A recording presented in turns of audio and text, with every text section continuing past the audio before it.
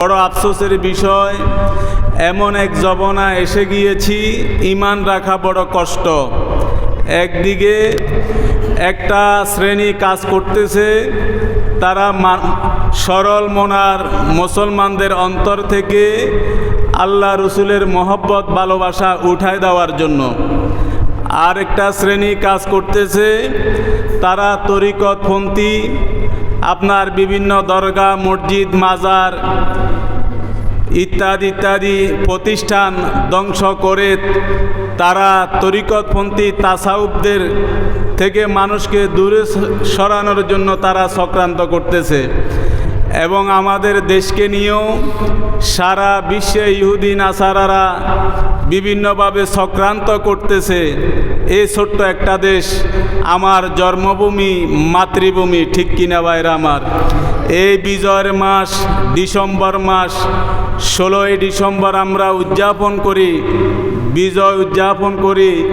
যদিও যুদ্ধ হয়েছে 71 সালে, কিন্তু বহু যুদ্ধ এখনো বাকি রয়ে গেছে।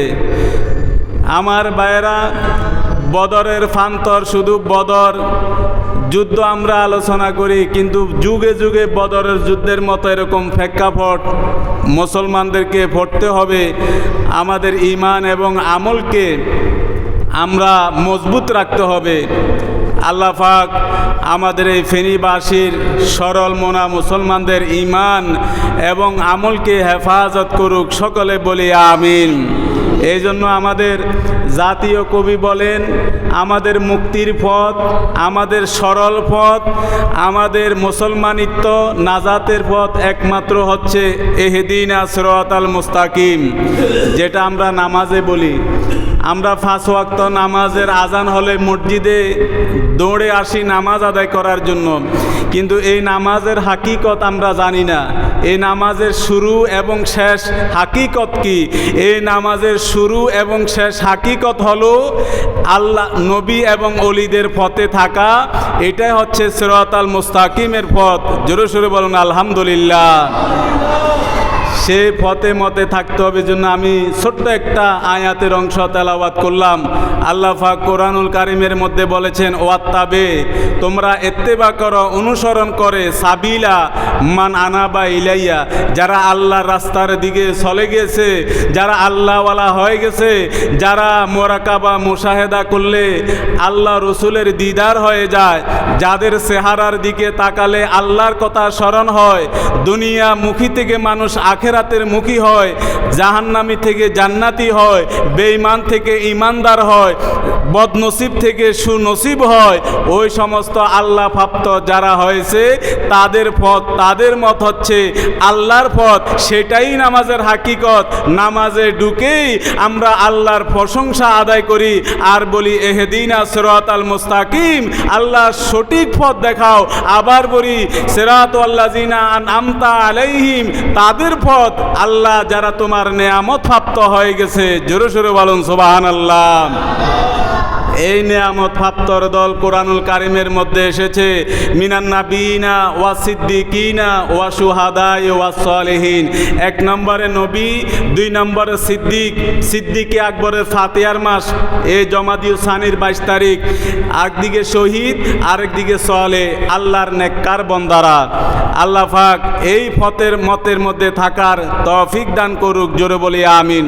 এবং হাদিস শরীফের মধ্যে ফতহুল কবিরের 2য় খণ্ড 20 পৃষ্ঠার মধ্যে আল্লাহ নবী এরশাদ ফরমাচ্ছেন, ক্বালা রাসূলুল্লাহ সাল্লাল্লাহু আলাইহি ওয়াসাল্লাম, জিকিরুল আম্বিয়ায়ে মিনাল ইবাদা ওয়া জিকিরুস সালিহিনা কাফারা। জোরে সোরে বলুন সুবহানাল্লাহ। ফতুল কাদিরের 2য় খণ্ড 20 পৃষ্ঠার মধ্যে হাদিস বর্ণনা এসেছে, আমার ভাইরা, নবীদের গুণগান করা ইবাদতের শামিল। যতবার নবীর নাম নিবেন ইবাদতের খাতায় নাম লিপিবদ্ধ করা হবে।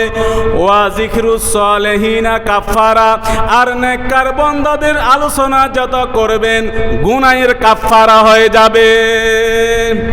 এই জন্য আমরা যারা সুন্নি, আমরা যারা তরিকতপন্থী দাবি করি, আমরা নবীর গুণগান বেশি করি, ওলি আল্লাহদের নেককার বন্দাদের গুণগানও আমরা বেশি করি।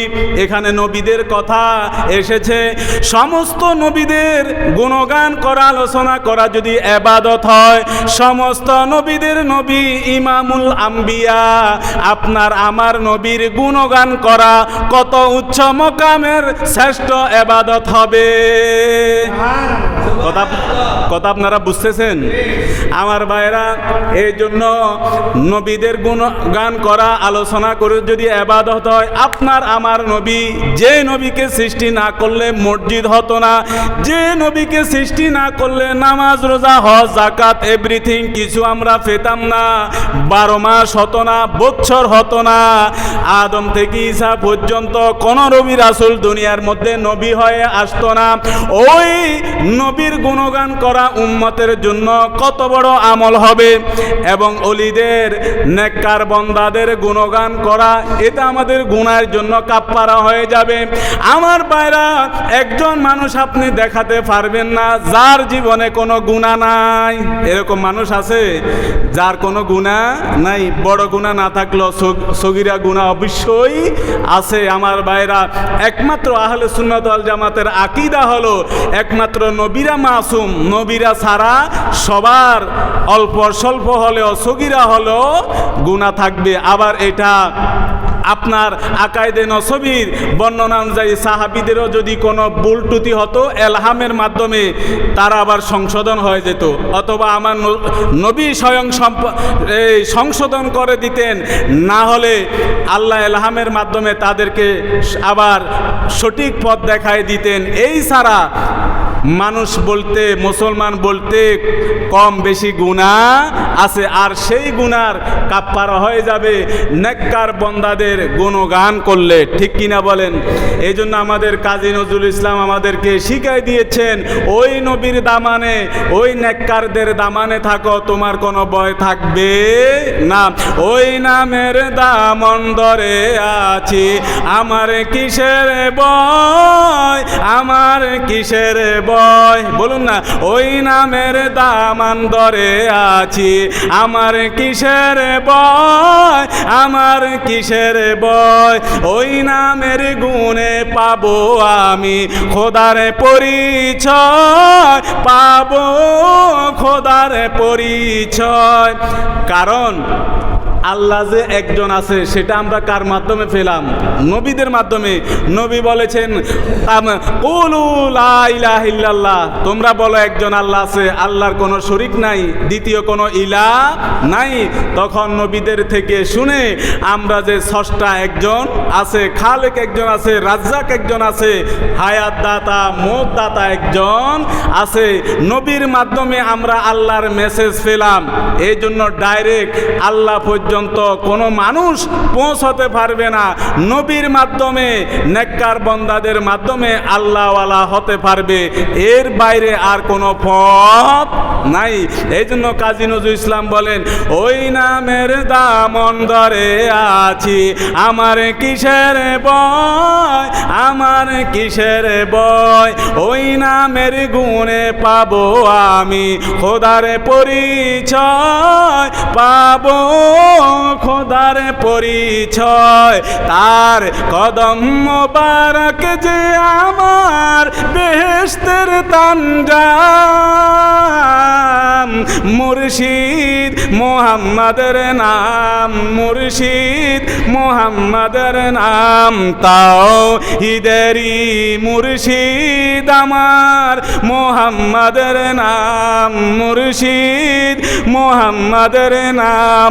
ওই নাম জপলে বুঝতে পারি খোদারি কালাম, মুর্শিদ মোহাম্মদের নাম। আল্লাহুম্মা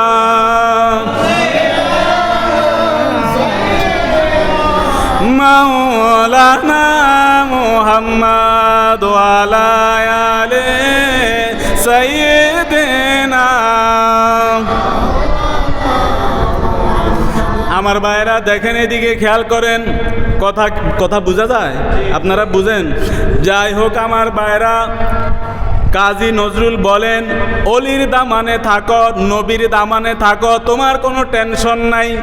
হাদিসের মধ্যে নবী বলেন, নবীদের আলোচনা করো, নেককার বান্দাদের আলোচনা করো, ইবাদত হয়ে যাবে, কাফফারা হয়ে যাবে। আমার ভাইরা, একজন বড় পয়গাম্বর ছিলেন। আল্লাহ নবুয়তের দায়িত্বের পাশাপাশি বাদশাহী দায়িত্ব দিয়ে, রাষ্ট্রের দায়িত্ব দিয়ে আল্লাহ পাক রব্বুল আলামিন ওই নবীকে আজ থেকে 1000 বছর আগে দুনিয়ার জমিনে পাঠিয়েছেন। ওনার নাম আমরা সবাই জানি, তার নাম হলো হযরতে সুলাইমান আলাইহিস সালাম। সুলাইমান নবীর নাম শুনেছেন? সুলাইমান আলাইহিস সালাম।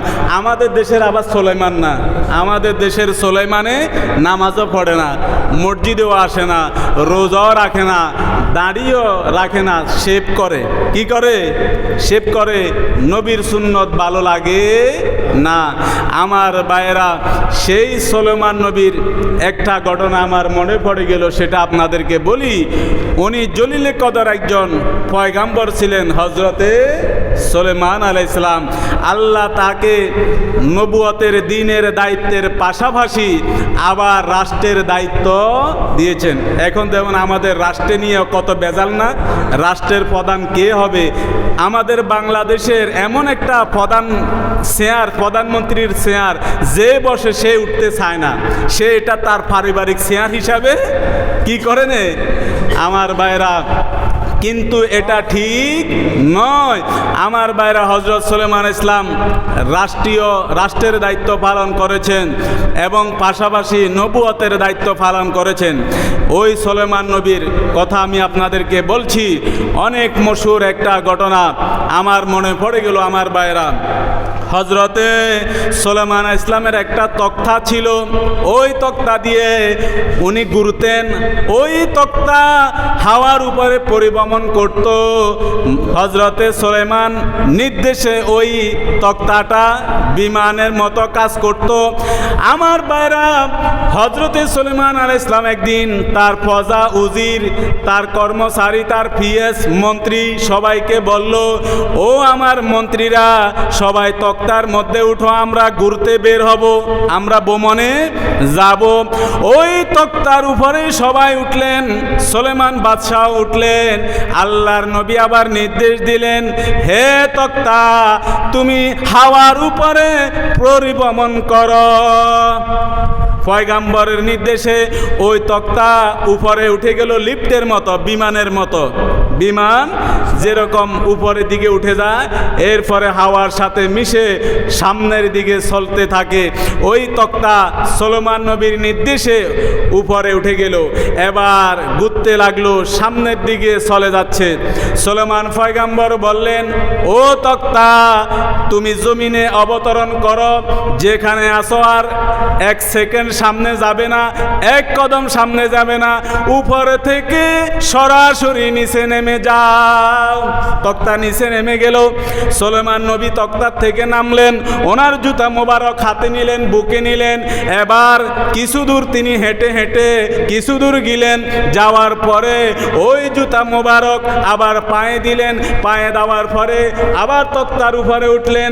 আবার তক্তাকে বললেন, হে তক্তা, তুমি আবার উপরে উঠে যাও। এই কথা যখন, এই দৃশ্য যখন মন্ত্রীরা, উজিরেরা দেখলো, সাথে সাথে বলল, হুজুর বেয়াদবি মাফ করবেন, আমরা যখন সফরে বের হয়ে গেলাম, আপনি মাঝখানে এই কাজটা কেন করলেন? আপনি তক্তাকে নিচে নামালেন, খালি পায়ে হাঁটলেন, আবার তক্তার উপরে উঠলেন, আবার তক্তাকে হুকুম দিলেন উপরে উঠার জন্য।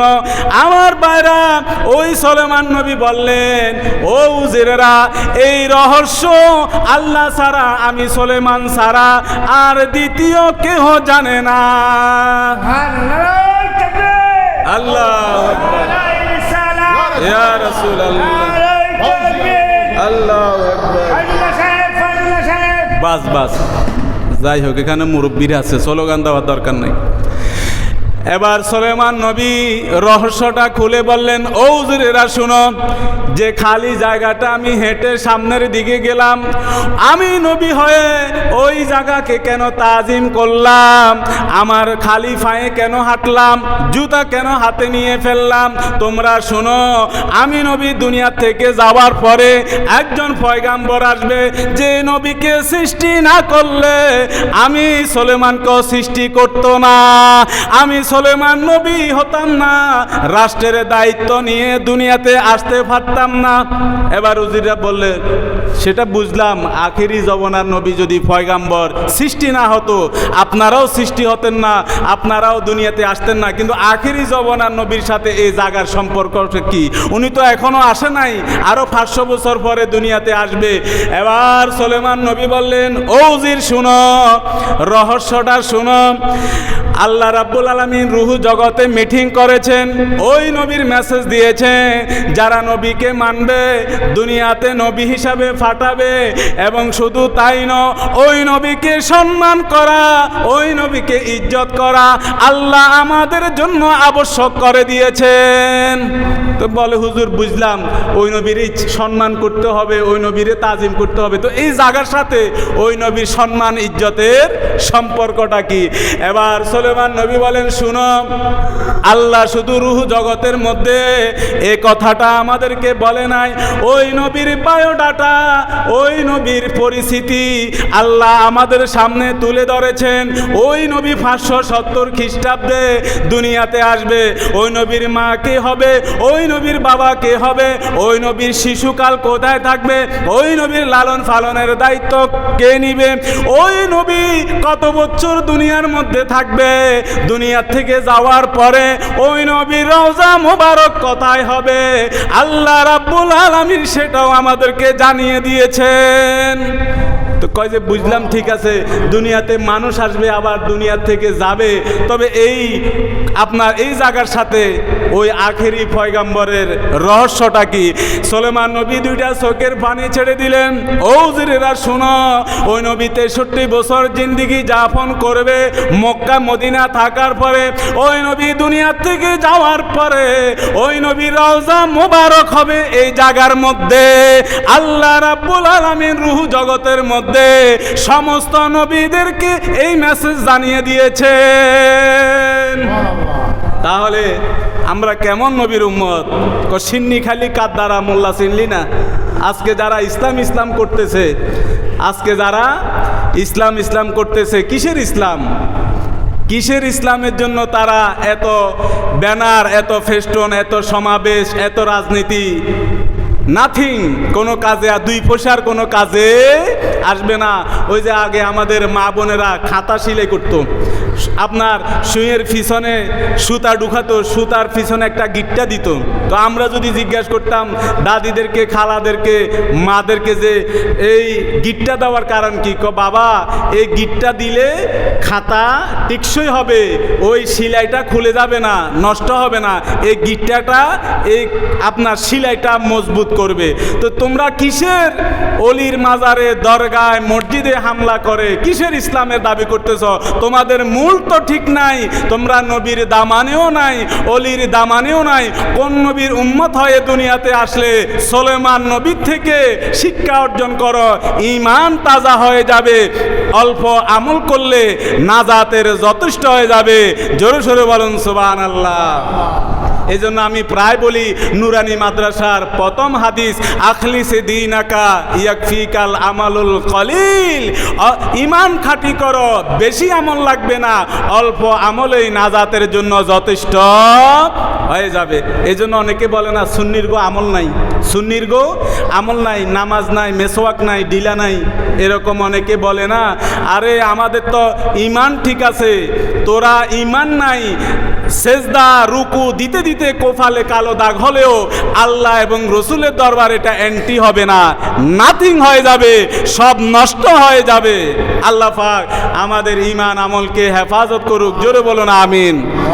নবীর দামানে, অলির দামানে থাকতে হবে। তাহলে আমি বলছি মিনান নাবিয়িনা ওয়া সিদ্দিকিনা ওয়া শুহাদা ওয়া সালিহিন, প্রথম শ্রেণী হলো নবী, নবীর দামানে থাকতে হবে। আর চতুর্থ নাম্বার হলো নেককার বান্দারা, সালেহ বান্দারা, তাদের সংস্পর্শে, তাদের সোহবতে থাকতে হবে। তাহলে তোমার ভুল ত্রুটি হলে তাদের সোহবতে যখন যাবে সংশোধন হয়ে যাবে আমার ভাইরা। এই জন্য হাদিস শরীফ অনুযায়ী আমরা নবীদের আলোচনা করি, নেককার বান্দাদের আলোচনা আমরা করি। আল্লাহুম্মা সাল্লি আলা মাওলানা মুহাম্মাদ ওয়া আলা আলি সাইয়্যিদিনা, মহব্বতে দরুদ। আল্লাহুম্মা সাল্লি আলা সাইয়্যিদিনা মাওলানা মুহাম্মাদ ওয়া আলা আলি সাইয়্যিদিনা। মন আমার কাঁদরে, দিল আমার কাঁদরে, যেতে সোনার মদিনায়। মন আমার কাঁদরে, প্রাণ আমার কাঁদরে, যেতে সোনার মদিনায়। যেখানে কাঁদে নবী উম্মতের মায়ায়, মন আমার ছুটে যায় সোনার মদিনায়। মন আমার কাঁদরে, প্রাণ আমার কাঁদরে, যেতে সোনার মদিনায়। আল্লাহুম্মা সাল্লি আলা মাওলানা মুহাম্মাদ ওয়া আলা আলি সাইয়্যিদিনা। মোহাম্মদ নাম যতই জপি ততই মধুর লাগে, ওই নামে যে এত মধু কে জানি তো আগে। ওই নামে যে এত মধু কে জানি তো আগে। মোহাম্মদ নাম যতই জপি ততই মধুর লাগে। আল্লাহুম্মা সাল্লি আলা মাওলানা।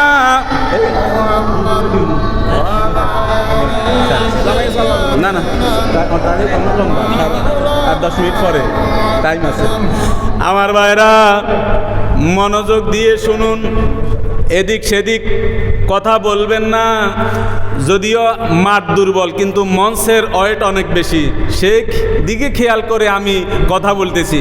আপনারা মনে করতেছেন যে না আপনাদের দিকে না, এখন ওয়াজ চেঞ্জ হয়ে গেছে। এখন আমার ভাইরা মঞ্চে অধ্যক্ষ মহোদয়, প্রিন্সিপাল ওনারা এসে গেছেন, সেই জন্য আমি আর সংক্ষেপ সময় আপনাদেরকে আলোচনা করব। আমার পরপরে আজকের মাহফিলের বিশেষ অতিথি অধ্যক্ষ মহোদয় আলহাজ হযরত মাওলানা কাজী নুরুল আলম সাহেব আপনাদেরকে নসিহত করবেন, মূল্যবান আলোচনা পেশ করবেন। আপনাদের মনোযোগ আছে আর 10টা মিনিট।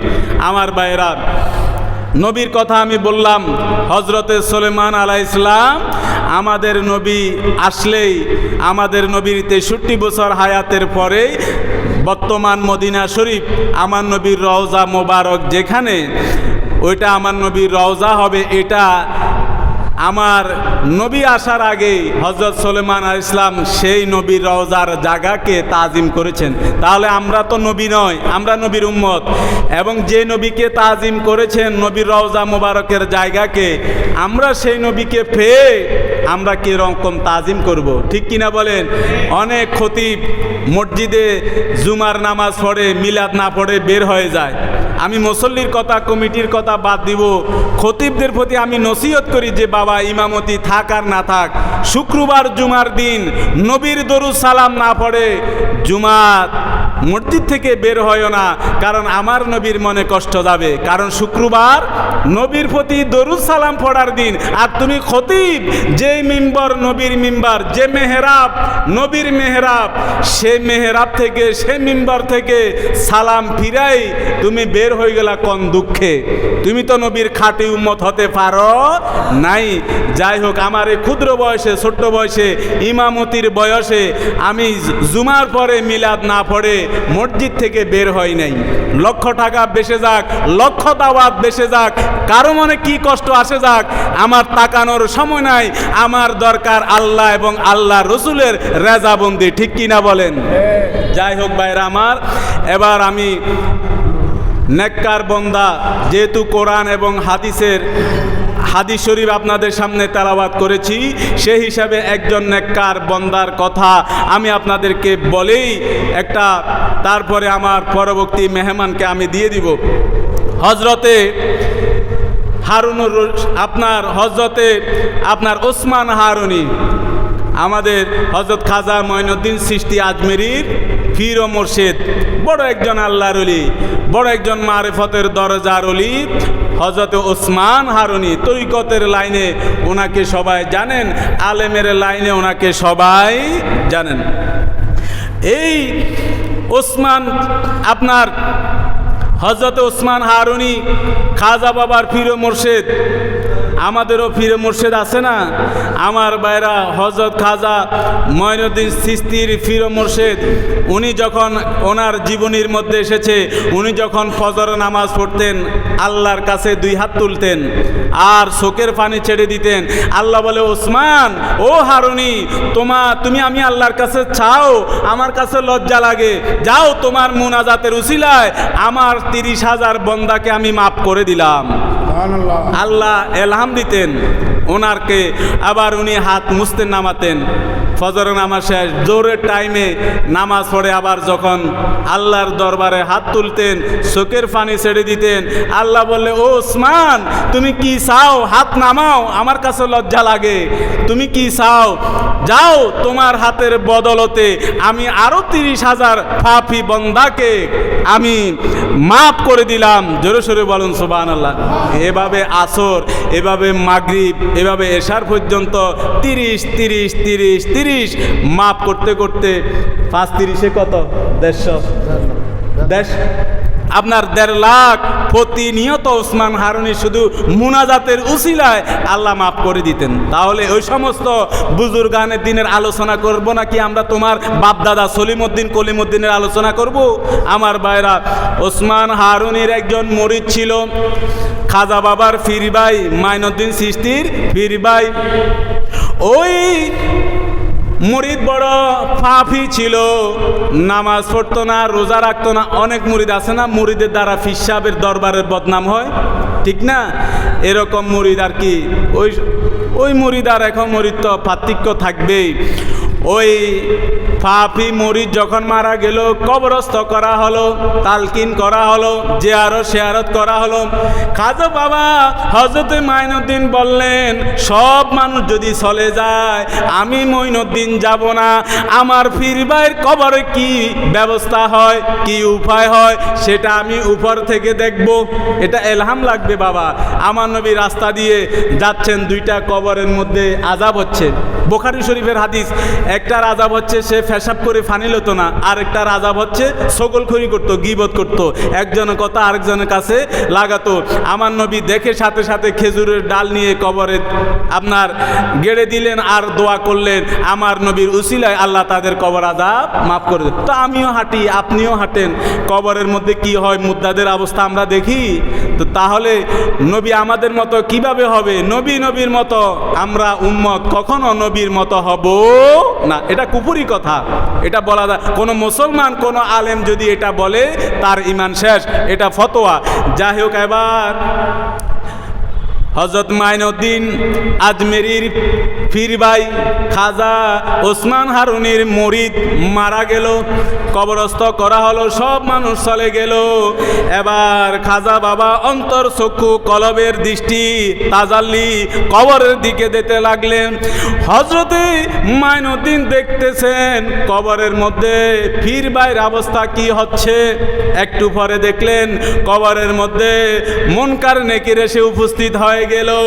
মুনকার নেকির শুধু খালি হাতে আসে নাই, আসতে দুইটা হাতের মধ্যে লাঠি নিয়ে আসলো। কারণ এ তো আপনার ফাফি মানুষ, নামাজ রোজা কাজা হতো, যদিও পীরের মুরিদ।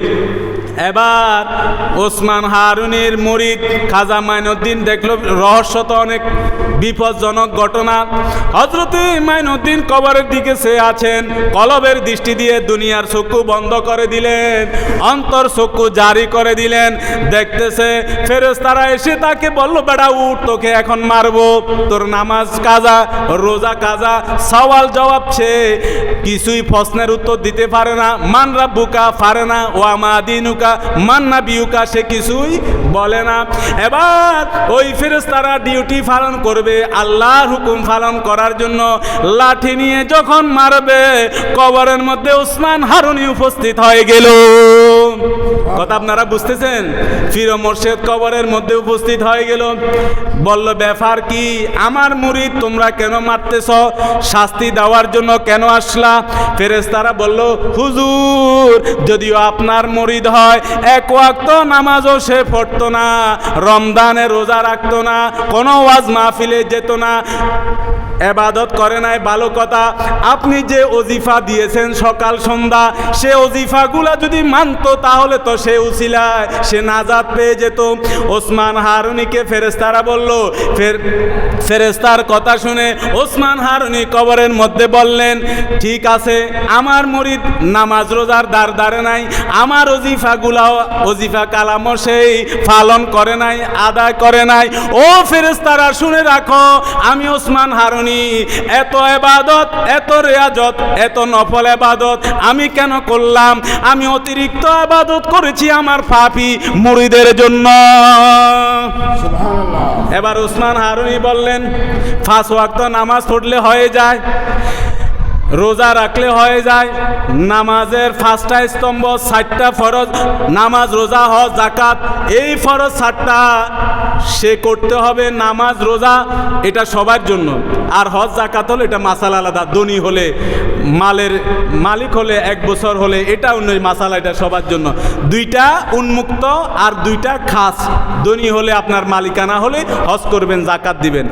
তাহলে ওসমান হারুনি বললেন, ফরজ নামাজ পড়ে তো আমি আড্ডা ফাড্ডা, দোকানপাট, ব্যবসা বাণিজ্য করলেও চলতো, আল্লাহর হুকুম আমি পালন করে ফেলেছি। ও ফেরেশতারা, রাতের পর রাত, দিনের পর দিন, বছরের পর বছর, মিনিটের পর মিনিট, সেকেন্ডের পর সেকেন্ড, এত ইবাদত আমি কার জন্য করলাম? আল্লাহর কাছে প্রশ্ন করো। ফেরেশতারা বলে, কবার এলাহি, তুমি আমাদেরকে কোন জগতে পাঠাইলা? একদিকে আসামি, আরেকদিকে তোমার অ্যাডভোকেট, তোমার ওলি, নেককার বান্দা, আমরা কোথায় যাব এখন? এবার আল্লাহ বলে, ও ফেরেশতারা, আমার ওসমানকে জিজ্ঞাসা করো, আমার ওসমান কি চায়? আমার ওসমানের সন্তুষ্টি কথায় এটা আমি আল্লাহর আইন হয়ে যাবে, আমি আইন করে দিব। এবার ওসমান ফেরেশতারা জিজ্ঞাসা করলো, হুজুর আপনি আপনার মুরিদের ফয়সালা আপনি কি চান? এটা আল্লাহ মেসেজ দিল, বলল তোমরা এখনই আমার সামনে আমার পাপী উম্মতকে নেককার বানাই দাও, কবরকে ফুলের বিছানা বানাই দাও, সেটা আমি দেখে চলে যেতে চাই। জোরে সোরে বলুন সুবহানাল্লাহ। এটা ওলিদের দ্বারা সম্ভব কিনা? জোরে বলুন, ওলিদের দ্বারা সম্ভব কিনা? এটা কোরআনুল কারিমের মধ্যে আপনি যদি কোরআনকে 3 ভাগ করেন, 2 ভাগ বর্ণনা শুধু ওলি আল্লাহদের আপনার বর্ণনা। আমার ভাইরা, হযরত খিজির আলাইহিস সালামের ঘটনা, মুসা আলাইহিস সালামের ঘটনা, আসিফ ইবনে বলখিয়ার ঘটনা, ইউসুফ আলাইহিস সালামের বহু ঘটনা কোরআন পড়ে না, বুঝে না। কারণ যারা বুঝে তাদের কাছে তারা যায় না, বিদায় চোখ থাকিতে অন্ধ, তারা কোরআনের হাকিকত বুঝে না। এবার ওসমান হারুনি বলল, প্রস্তাব দিল, ফেরেশতারা বলল, বার এলাহি, তোমার বন্ধু বলল ওই ফাফি বন্দাকে নেককার বানাই দিতে, তার কবরকে ফুলের বিছানা বানাই দিতে। আল্লাহ বললেন, ও ফেরেশতারা তোমরা সাক্ষী থাকো, ও ওসমান তুমিও জেনে রাখো, আমি তোমার সাথে, তোমার উসিলায়, তোমার কথায়, তোমার মুরিদকে, আমার ফাফি বন্দাকে আমি 1 সেকেন্ড আগে যে ফাফি ছিল 1 সেকেন্ড পরে তাকে আমি নেককার বানাই দিলাম। ও ওসমান তুমি কবর থেকে চলে যাও। এবার ফেরেশতারা বললে, হুজুর আপনি চলে যান, আপনার ফাফি এই মুরিদকে আমরা এখনই সেটেল ভিআইপি ভাবে ব্যবস্থা করে আমরা চলে যাই। এবার ওসমান হারুনিও চলে গেলেন, ওই মুনকার নেকিরও চলে গেলেন। তাহলে আল্লাহর ওলির দামানে থাকার কারণে ফাফি কি হয়ে গেল? নেককার হয়ে গেল, তার দরাজাত বুলন্দ হয়ে গেল। জোরে সোরে বলুন সুবহানাল্লাহ। আর সময় নাই, আমি সংক্ষেপ সময় আপনাদেরকে নবীর দামান, অলির দামানে থাকলে কি বরকত, কি লাভ, সেটা আমি আপনাদেরকে সংক্ষেপ সময় বললাম। আল্লাহ পাক আমাদের ঈমান এবং আমলকে হেফাজত করুক। জোরে বলুন আমিন। নিজের ঈমান আমল হেফাজত করবেন, নিজের ছেলে সন্তানদের ঈমান আমল হেফাজত করা আপনার দায়িত্ব। আপনার মেয়েকে পর্দায় রাখায় আপনার দায়িত্ব, আপনার ছেলেকে সুন্নি মাদ্রাসায় পড়ানো আপনার দায়িত্ব, আপনার ধর্মের মুখী হওয়া, পীর মাশায়েখ নেককার বন্দাদের মুখী হওয়া, এটা আপনার দায়িত্ব। আপনি ব্যবসা করেন ভালো কথা, চাকরি করেন ভালো কথা, আপনি যা ইচ্ছা তাই করেন, অসুবিধা নাই, কিন্তু একদিন দুনিয়া থেকে আপনাকে যেতে হবে। এই কৈফিয়ত আল্লাহর দরবারে আপনাকে দিতে হবে। আল্লাহ পাক আমাদেরকে নবী এবং অলির দামানে থেকে দুনিয়া থেকে যাওয়ার তৌফিক দান করুক। সকলে বলি আমিন। এজন্য কোরআনুল কারিমের আয়াতে কারিমা তেলাওয়াত করলাম, ওয়াত্তাবে সাবিলা মান আনাবা ইলাইয়া। আল্লাহ বলেন ওদেরকে অনুসরণ করো, ওদেরকে তোমরা ইত্তেবা করো যারা আমি আল্লাহ পর্যন্ত পৌঁছায় গেছে, যারা আমি আল্লাহর সন্তুষ্ট অর্জন হয়ে গেছে। এবার আপনি যাচাই করেন কারা আল্লাহওয়ালা, কাদের কথা আল্লাহ শুনে, কারা আল্লাহর নেককার বন্দা। আপনি যাচাই করে তারপরে আপনি নবী অলির দামানে চলে আসুন। আল্লাহ পাক আজকের মাহফিলকে কবুল করুক। ওলামায়ে কেরাম